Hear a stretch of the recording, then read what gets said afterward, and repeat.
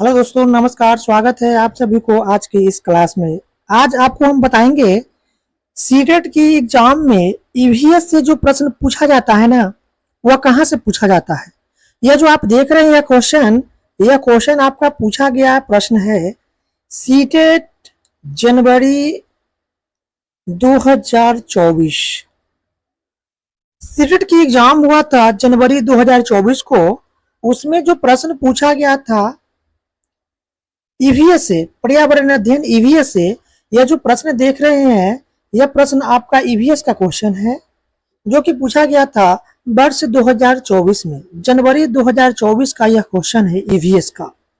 देखिए, यह जो क्वेश्चन है आपको मधुमक्खियों के छत्तों के बारे में नीचे दिए कथनों पर विचार कीजिए। यह क्वेश्चन है ईवीएस का जो कि सीटेट की एग्जाम में पूछा गया था ईवीएस से।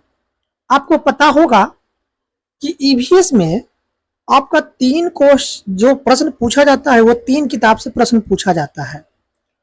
क्लास 3 की एनसीईआरटी ईवीएस, क्लास 4 की एनसीईआरटी ईवीएस और क्लास 5 की एनसीईआरटी ईवीएस। ये 3 क्लास की एनसीईआरटी ईवीएस से प्रश्न पूछा जाता है।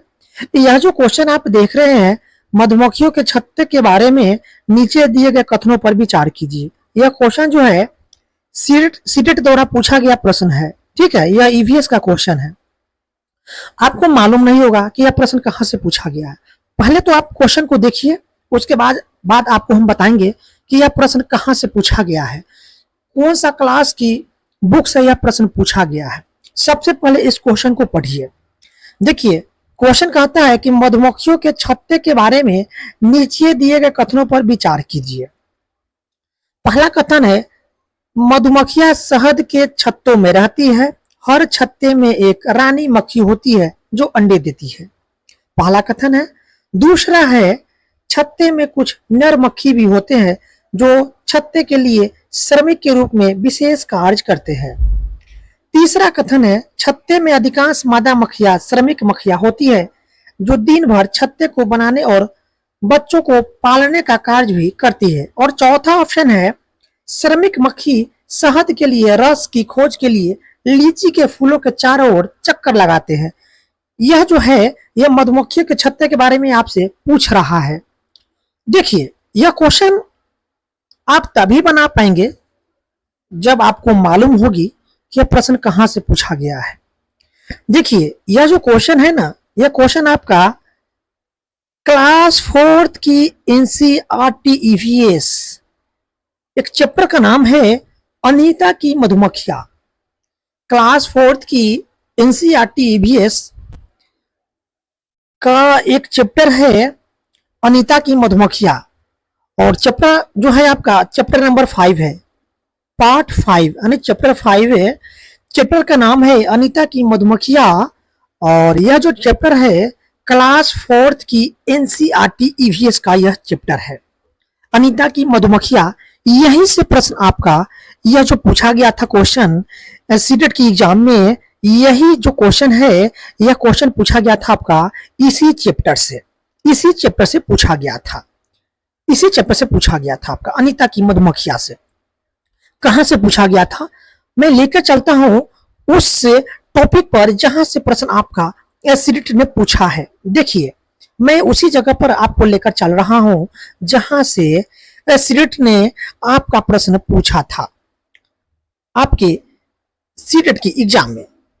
देखिए, यहां पर कहां से प्रश्न बनाया था, यहां से प्रश्न बनाया था, यहां से प्रश्न बनाया था। जस्ट अभी हम आपको वहीं पर लेकर चलते हैं। देखिए, यहां से क्वेश्चन बनाया है। हर छत्ते में एक रानी मक्खी होती है जो अंडे देती है। छत्ते में कुछ नर मक्खी भी होते हैं। देखिए, मधुमक्खियां के बारे में आपसे पूछ रहा है और वहां पर 4 कथन दिया था। मधुमक्खियां के बारे में आपसे पूछा था और 4 कथन दिया था। कौन कौन सा कथन दिया था देखिए, यही ना आपका क्वेश्चन यहाँ पर दिया था मधुमक्खियां के बारे में। यहां से आपसे प्रश्न पूछा था, मधुमक्खी के बारे में कथन पर विचार करने के लिए बोला था। मधुमक्खियों के छत्ते के बारे में नीचे दिए कथनों पर विचार कीजिए। पहला कथन दिया था मधुमक्खियां शहद के छत्तों में रहती है। हर छत्ते में एक रानी मक्खी होती है जो अंडे देती है। सही बात है, हर छत्ते में एक रानी मक्खी होती है जो अंडे देती है, जो कि आपको यहाँ पर दिया हुआ है, यहाँ पर दिया हुआ है, यहाँ पर देखिए, यहाँ पर दिया हुआ है आपका, यहाँ पर है ना, लिखा हुआ है ना, ये लिखा हुआ है ना, हर छत्ते में एक रानी मक्खी होती है जो अंडे देती है। यहीं से इसी लाइन को उठा करके वहां पर क्वेश्चन आपसे पूछा था। हर छत्ते में एक रानी मक्खी होती है जो अंडे देती है। छत्ते में कुछ नर मक्खी भी होते हैं जो छत्ते में बहुत सारे काम करने वाली मक्खियां भी होती है। देखिए, मधुमक्खी के छत्ते के बारे में जब आपसे पूछेगा तो हर छत्ते में एक रानी मक्खी होती है और वही रानी मक्खी जो होती है जो अंडे देने का काम करती है। यानी मधुमक्खी के छत्ते में एक रानी मक्खी होती है जो अंडे देने का कार्य करती है। ठीक है, अंडे देने का काम कौन करती है? रानी मक्खी करती है। छत्ते में कुछ नर मक्खी भी होते हैं। उस छत्ते में क्या है? मधुमक्खी के छत्ते में नर मक्खी भी होते हैं। छत्ते में बहुत सारी काम करने वाली मक्खियां भी होती है। छत्ते में बहुत सारे काम करने वाली मक्खियां भी होती है। ये दिन भर काम करती है, शहद के लिए फूलों का रस ढूंढती है। जब किसी मक्खी को रस मिल जाता है तो वह एक तरह का नाच करती है।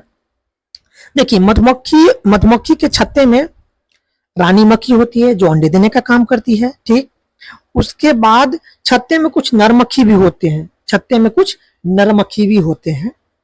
छत्ते में बहुत सारे काम करने वाली मक्खियां भी होती है जिसको हम श्रमिक मक्खी कहते हैं। ये दिन भर काम करती है, शहद के लिए फूलों का रस ढूंढती है। जब किसी मक्खी को रस मिल जाता है तो वह एक तरह का क्या करती है? नाच करती है। उससे दूसरी मक्खियों को क्या है? दूसरी मक्खियों को क्या होता है? पता चल जाता है। ठीक है, उससे दूसरे मक्खियों को क्या करता है? पता चल जाता है कि रस कहाँ है, कि रस कहाँ है। वे रस से शहद बनाती है। छत्ते बनाने का काम भी इन्हीं का होता है। छत्ते बनाने का काम कौन करता है? तो छत्ते बनाने का काम जो है इन्हीं का होता है। किनका? श्रमिक मक्खी का। छत्ते में बहुत सारे काम करने वाली जो मक्खियां होती है ना, वही मक्खियां जो है वह दिन भर क्या है? शहद के लिए दिन भर क्या है?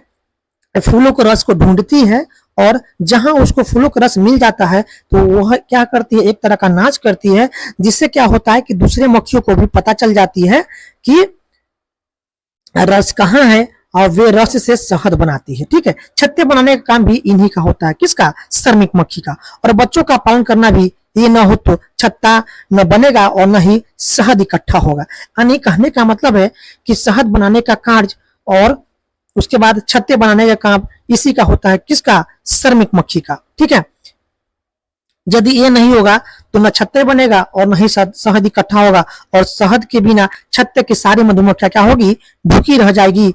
नर मक्खियां छत्ते के लिए कुछ खास काम नहीं करता है। नर मक्खी जो होता है ना, वह छत्ते के लिए कोई काम नहीं करता है, यानी नल्ले होता है, वो कोई काम नहीं करता है। तो यही से प्रश्न आपका सीरेट ने पूछा था मधुमक्खी के छत्ते के बारे में, तो आपको हम बता दिए। तो अब तो क्वेश्चन ये बन जाना चाहिए आपसे। चलिए चलते हैं सीधे क्वेश्चन की तरफ। यही ना क्वेश्चन आपसे पूछा था आपके सीरेट में। देखिए, यही क्वेश्चन था मधुमक्खी के छत्ते के बारे में। मधुमक्खियां शहद के छत्ते में रहती है। हर छत्ते में एक रानी मक्खी होती है जो अंडे देती है। तो ये कथन सही होगा। अभी जस्ट आपको बताए हैं कि मधुमक्खियां के छत्ते में एक रानी मक्खी होती है जो अंडे देने का कार्य करती है। तो ये तो कथन सही हो जाएगा। दूसरा कथन है, छत्ते में कुछ नर मक्खी भी होते हैं जो छत्ते के लिए श्रमिक रूप में विशेष कार्य करते हैं। नहीं, छत्ते में जो नर मक्खी होते हैं वो कुछ काम ही नहीं करता है। तो ये कथन गलत होगा। जस्ट अभी पढ़ाए थे आपको। तीसरा कथन, छत्ते में अधिकांश मादा मक्खियां श्रमिक मक्खियां होती है जो दिन भर छत्ते को बनाने और बच्चे को पालने का कार्य भी करती है। ये भी कथन गलत है। छत्ते में अधिकांश मादा मक्खियां श्रमिक मक्खियां नहीं होती है। ठीक है, ये कथन क्या है? गलत है। और चौथा कथन है, श्रमिक मक्खी शहद के लिए, रस की खोज के लिए लीची के फूलों को चारों ओर चक्कर लगाते हैं। हाँ, ये सही कथन है। श्रमिक मक्खियां जो होती है वह छत्ते बनाने का काम भी करती है, और यही जो मक्खियां होती है श्रमिक मक्खी, वह फूलों की रस को ढूंढती है। और तो शहद बनाना और फूलों के रस का ढूंढना भी इन्हीं का काम होता है। किसको? श्रमिक मक्खी का। तो यह कथन क्या है? सही है। तो कहने का मतलब ए और डी ये दोनों कथन सही है, जो कि किस ऑप्शन में दिया है? ऑप्शन थर्ड में। ए और डी किस ऑप्शन में दिया है? ऑप्शन थर्ड में। तो अभी बताए ना प्रश्न कहां से पूछता है आपके सीरेट में? तो सीरेट में 3 किताब से प्रश्न पूछता है।